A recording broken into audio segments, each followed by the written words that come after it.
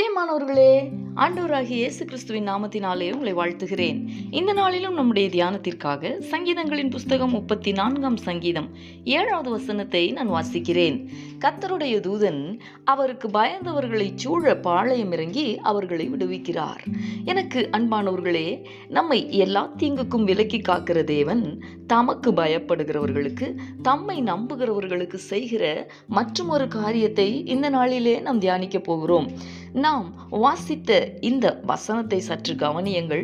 கர்த்தருடைய தூதன் அவருக்கு பயந்தவர்களை சூழ பாளையம் இறங்கி அவர்களை விடுவிக்கிறார் என்று சொல்லி இருக்கிறது.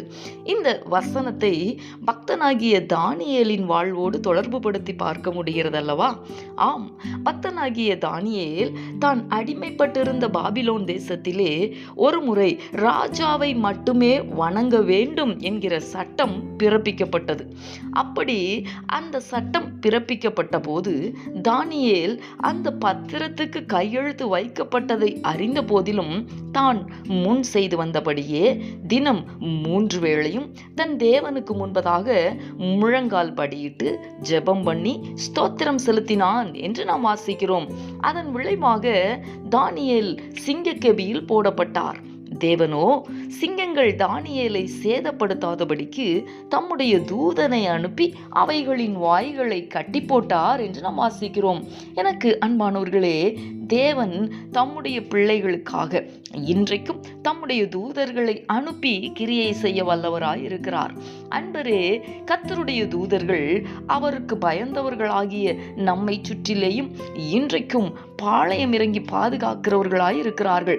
மட்டுமல்ல, 91ஆம் சங்கீதம் 11-12 வசனங்களில் நாம் வாசித்தால், வழிகளிலெல்லாம் நம்மை காக்கும்படிக்கு நமக்காக தம்முடைய தூதர்களுக்கு அவர் கட்டளையிடுவாராம்.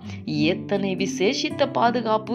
அன்பானவர்களே, தேவனுக்கு பயப்படுகிற வாழ்க்கை வாழ நாம் நம்மை அர்ப்பணித்தால் இந்த உயர்வான பாதுகாவலை தேவன் நமக்கும் தந்து நம்மையும் எல்லா தீங்குக்கும் விலக்கி காப்பார்.